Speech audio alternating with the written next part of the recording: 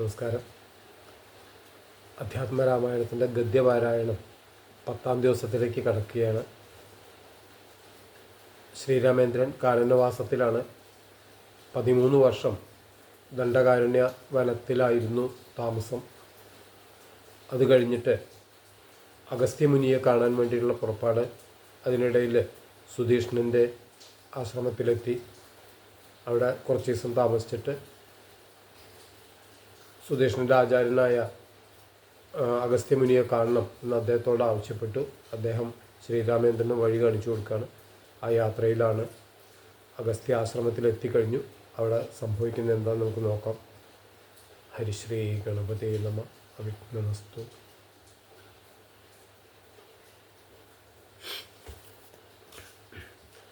അഗസ്ത്യ സന്ദർശനം. എല്ലാ ഋതുക്കളിലും ഉണ്ടാകുന്ന പൂക്കളും പഴങ്ങളും നിറഞ്ഞ ശ്രേഷ്ഠമായ വൃക്ഷങ്ങളാലും വള്ളികളാലും ചുറ്റപ്പെട്ടതും വിവിധ ജന്തുക്കൾ വസിക്കുന്നതും നാനാവിധ പക്ഷികളുടെ കൂജനങ്ങളും മുനികുമാരന്മാരുടെ വേദോച്ചാരണങ്ങളും മുഴങ്ങിക്കേൾക്കുന്നതുമായ കാനനത്തിൽ ബ്രഹ്മർഷിമാരും ദേവർഷിമാരും ആനന്ദത്തോടെ വസിക്കുന്നു. അസംഖ്യം പർണശാലകളുള്ള ഈ ആശ്രമത്തിന് ബ്രഹ്മലോകം പോലും തുല്യമാവുകയില്ല എന്ന് ബ്രഹ്മജ്ഞന്മാർ പറയുന്നു.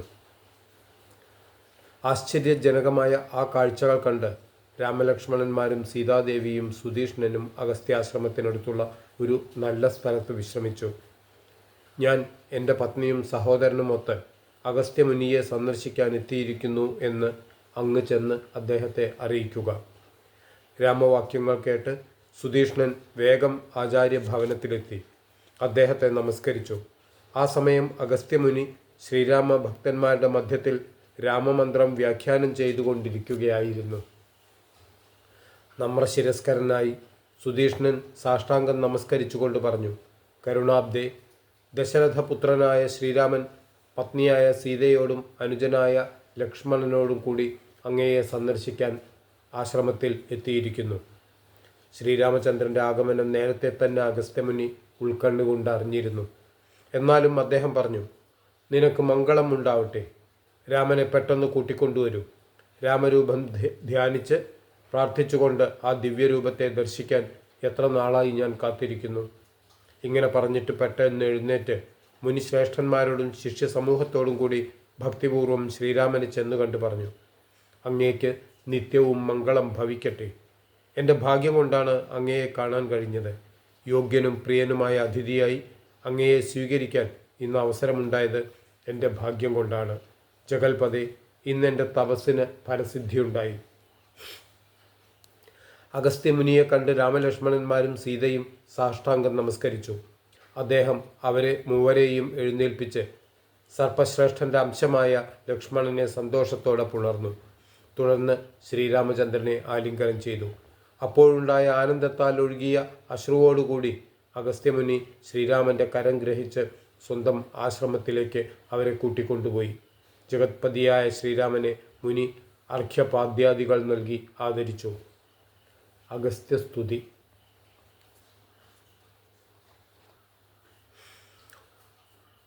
ഉപവിഷ്ടനായ ശ്രീരാമനെ വന്യഭോജ്യങ്ങൾ ഭുജിപ്പിച്ച ശേഷം അഗസ്ത്യമുനി ഏകാന്തതയിൽ പറഞ്ഞു: നീ വരുന്നതും കാത്ത് ഞാൻ ഇരിക്കുകയായിരുന്നു.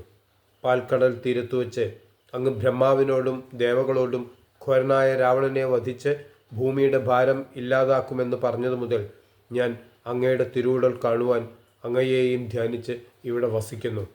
ലോകസൃഷ്ടിക്ക് മുമ്പ് ഏകനും ആനന്ദമയനും ലോകകാരുണ്യനുമായ അങ്ങ് ഉണ്ടായിരുന്നു.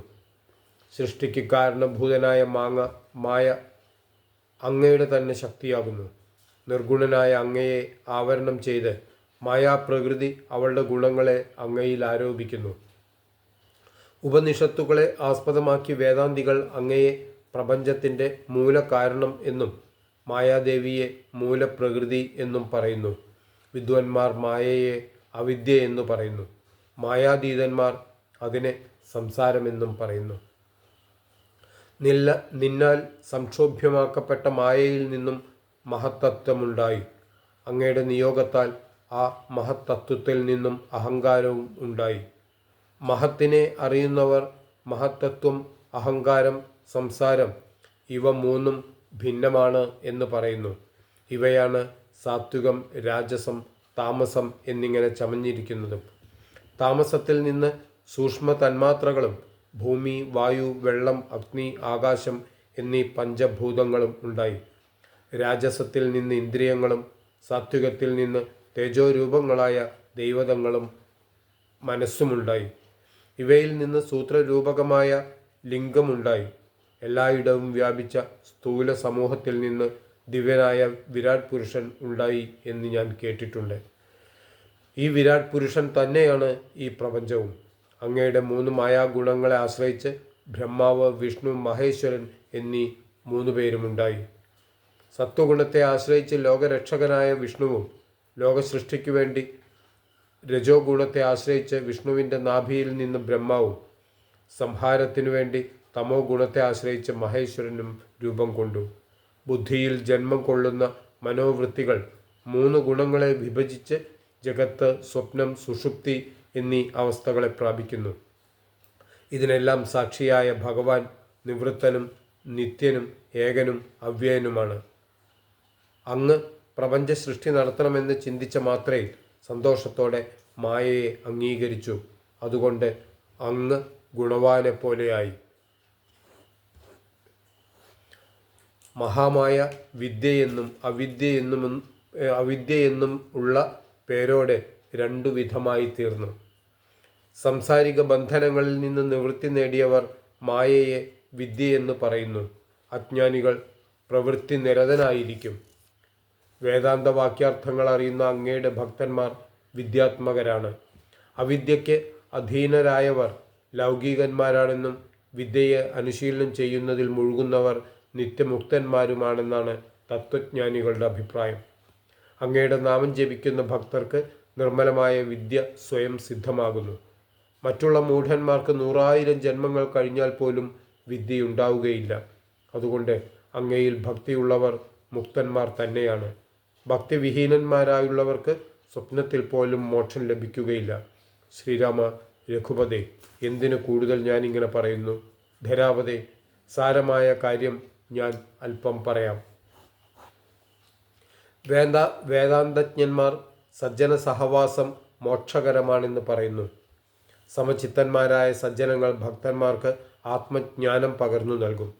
ആഗ്രഹമില്ലാത്തവരും ആസക്തിയില്ലാത്തവരും ഇഷ്ടാനിഷ്ടപ്രാപ്തികൾ രണ്ടിലും സമന്മാരായിട്ടുള്ളവരും സംഘങ്ങളില്ലാതെ കർമ്മസന്യാസം നേടിയവരും സന്തുഷ്ടചിത്തരും ബ്രഹ്മതൽപരരുമായവരും കാമക്രോധാദികളില്ലാത്തവരും സത്പ്രവൃത്തികൾ മാത്രം താൽപ്പര്യമായി ചെയ്യുന്നവരും സജ്ജനമായ ഭക്തജനങ്ങളോട് സംഗമമുണ്ടാകുമ്പോൾ ഭഗവത് കഥകൾ കേൾക്കുന്നതിന് താൽപ്പര്യമുണ്ടാകും. അങ്ങയുടെ കഥകൾ കേൾക്കുമ്പോൾ ഭക്തി വർദ്ധിക്കും. ഭക്തി വർദ്ധിക്കുമ്പോൾ വിജ്ഞാനവും ഉണ്ടാകും. വിജ്ഞാനം, ജ്ഞാനം തുടങ്ങിയവ കൊണ്ട് മോക്ഷം ലഭിക്കും. ഇതെല്ലാം ഞാൻ ഗുരുവിൽ നിന്നും അറിഞ്ഞതാണ്. അതുകൊണ്ട് അങ്ങയോടുള്ള ഭക്തിയും സ്നേഹവായ്പും എല്ലായ്പ്പോഴും എന്നിലുണ്ടാവാൻ അനുഗ്രഹിക്കണം. അങ്ങയുടെ പാദങ്ങളിലും ഭക്തന്മാരിലും എനിക്ക് എപ്പോഴും ഭക്തി ഉണ്ടാവണം. എൻ്റെ ജന്മം ഇന്ന് സഫലമായി. എൻ്റെ യാഗങ്ങൾക്കും ഫലസിദ്ധി ഉണ്ടായി. എൻ്റെ കണ്ണുകളും സഫലമായി. സീതാപതേ, ദശരഥേ, സീതയോടൊപ്പം എൻ്റെ ഹൃദയത്തിൽ എന്നും വസിച്ചാലും. നാനാകർമ്മങ്ങൾ അനുഷ്ഠിക്കുമ്പോഴും അങ്ങയുടെ രൂപം എൻ്റെ മനസ്സിൽ എപ്പോഴും ഉണ്ടാകണം. അഗസ്ത്യ മഹർഷി ഇങ്ങനെ ഭക്തിപൂർവം ഭജിച്ചിട്ട് ദേവേന്ദ്രനാൽ നൽകപ്പെട്ടിരുന്ന വില്ലും അമ്പും ആവനാഴിയും വാളും ശ്രീരാമന് നൽകിക്കൊണ്ട് ആനന്ദവിവശനായി പിന്നെയും പറഞ്ഞു: ഭൂപതേ, ഭൂമിക്ക് ഭാരമായുള്ള രാക്ഷസന്മാരെ നീ വൈകാതെ നശിപ്പിക്കണം. സാക്ഷാൽ ശ്രീനാരായണനായ നീ മായാദേവിയോടൊത്ത് രാക്ഷസവധത്തിനു വേണ്ടിയാണ് മനുഷ്യനായി ജനിച്ചത്. ഇവിടെ നിന്ന് 2 യോജന ദൂരെ ചെല്ലുമ്പോൾ പുണ്യഭൂമിയായ പഞ്ചവടി കാണാം. അവിടെ ഗൗതമി നദീതീരത്ത് നല്ല ഒരാശ്രമം നിർമ്മിച്ച് സീതയോടൊത്ത് സുഖമായി ശേഷിച്ച കാലം വസിക്കുക. അവിടെ വസിച്ചുകൊണ്ട് നീ ദേവകാര്യങ്ങളെല്ലാം പെട്ടെന്ന് ചെയ്യണം. ഇത്രയും പറഞ്ഞ് മഹർഷി അനുജ്ഞ നൽകി.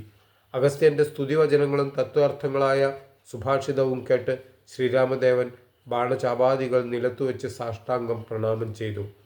അടുത്തത് ജടായു സംഗമം. ശ്രീരാമൻ സീതാ ലക്ഷ്മണ സമേതനായി അഗസ്ത്യാശ്രമത്തിൽ നിന്നും മടങ്ങുന്ന വേളയിൽ വഴിമധ്യത്തിൽ കൊടുമുടിയോളം വലിപ്പമുള്ള വൃദ്ധനായ പക്ഷിശ്രേഷ്ഠൻ ജടായുവിനെ കണ്ടു. ജടായുവിനെ കണ്ടു വിസ്മയം പൂണ്ട ശ്രീരാമൻ കോപത്തോടെ ലക്ഷ്മണനോട് പറഞ്ഞു, മുനിമാരെ ഭക്ഷിക്കുന്ന ഒരു രാക്ഷസവീരൻ ഇവിടെ കിടക്കുന്നത് നീ കണ്ടില്ലേ? വില്ലിങ്ങു തരൂ, ഇവനെ ഞാൻ വൈകാതെ കൊല്ലാം. ലക്ഷ്മണനോട് ഇപ്രകാരം രാമൻ പറയുന്നത് കേട്ട് ഭയന്ന പക്ഷിശ്രേഷ്ഠൻ പറഞ്ഞു, ഞാൻ വധിക്കപ്പെടേണ്ടവനല്ല. അങ്ങയുടെ പിതാവിൻ്റെ ഇഷ്ടഭാജനവും സമപ്രായക്കാരനുമായിരുന്നു ഞാൻ. അങ്ങേക്ക് ഞാൻ ഇഷ്ടം ചെയ്യുന്നുണ്ട്. ഞാൻ അങ്ങയുടെ ഭക്തനായ ജടായുവാണ്. ഇത് കേട്ട് ശ്രീരാമൻ ജടായുവിനെ ആശ്ലേഷിച്ച് അനുഗ്രഹം നൽകിക്കൊണ്ട് പറഞ്ഞു, എങ്കിൽ ഞാൻ ഇരിക്കുന്നിടത്തു തന്നെ നീയും വസിക്കുക. ഇനി നിനക്ക് ഒരു സങ്കടവും ഉണ്ടാവുകയില്ല. നിന്നെ ഞാൻ ശങ്കിച്ചത് കഷ്ടമായിപ്പോയി. ഇനി മുതൽ നീ എൻ്റെ ഭൃത്യനായി വാഴുക. പഞ്ചവടി പ്രവേശം.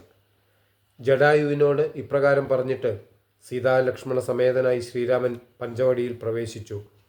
അവിടെ ലക്ഷ്മണൻ മനോഹരമായ പർണശാലയും പുഷ്പങ്ങൾ കൊണ്ട് കിടക്കയും ഉണ്ടാക്കി.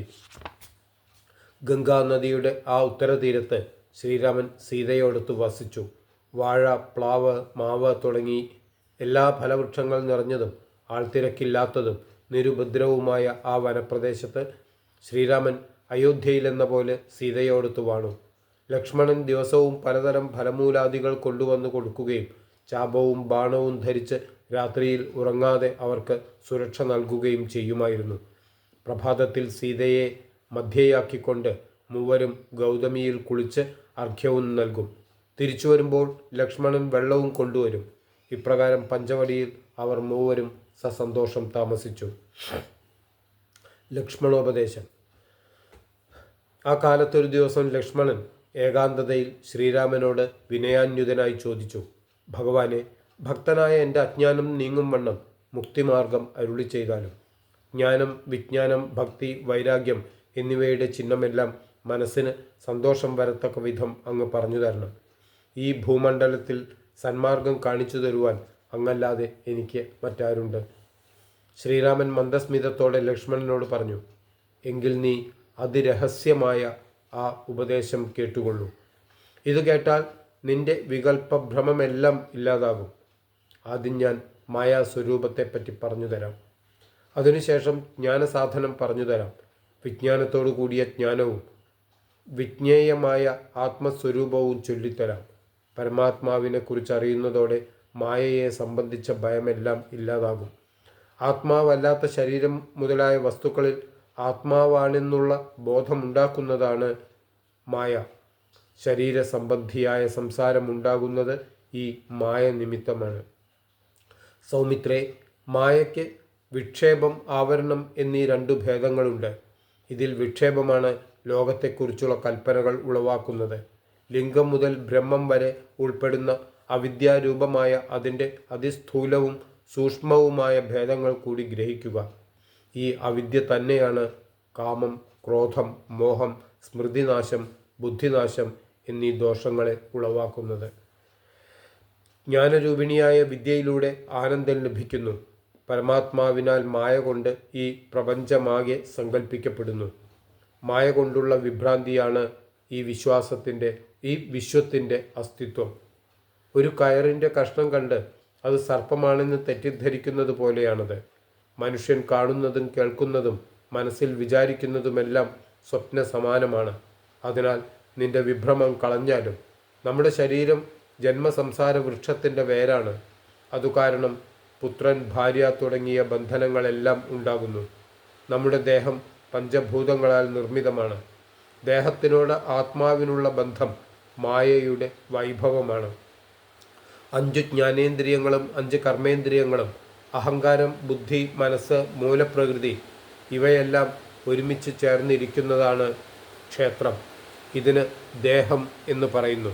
ഇവയിൽ നിന്ന് ഭിന്നമായ പരമാത്മാവ് നിശ്ചലനും നിയാമയനുമാണ്. ലക്ഷ്മണ, ജീവാത്മസ്വരൂപത്തെ അറിയുവാനുള്ള സാധനകളെ നീ കേട്ടുകൊള്ളൂ. ജീവാത്മാവും പരമാത്മാവും കേവലം പര്യായ ശബ്ദങ്ങൾ മാത്രമാണ്.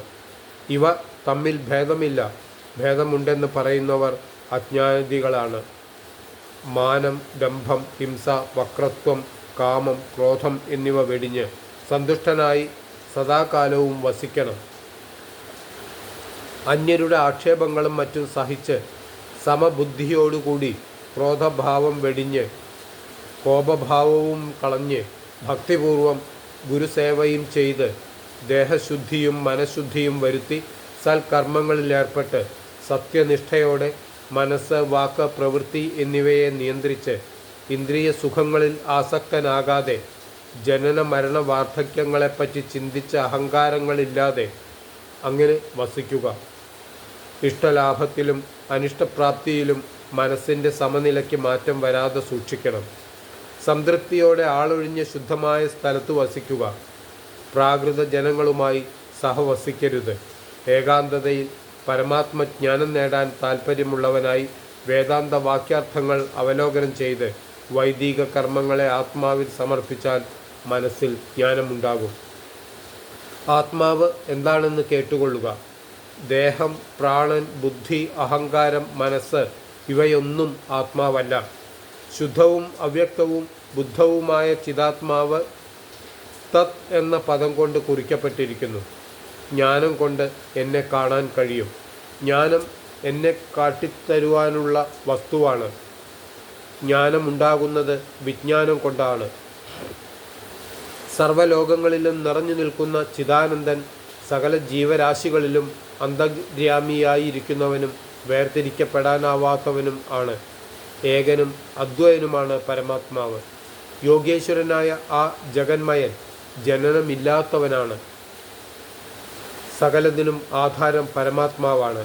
ആചാര്യന്മാരുടെയും ശാസ്ത്ര സമൂഹത്തിൻ്റെയും ഉപദേശങ്ങൾ കൊണ്ട് ബോധ്യമാവുന്ന ജീവാത്മാ പരമാത്മാക്കളുടെ ഐക്യബോധമാണ് ജ്ഞാനം എന്നത്. കാര്യകാരണങ്ങളാൽ ആത്മാവിൽ കൂടിച്ചേരുമ്പോഴാണ് മുക്തിയുണ്ടാകുന്നത്. നാശത്തിൽ നിന്ന് വേറിട്ട് നിൽക്കുന്നതാണ്. നാശത്തിൽ നിന്ന് വേറിട്ട് നിൽക്കുന്നത് ആത്മാവ് മാത്രമാണ്.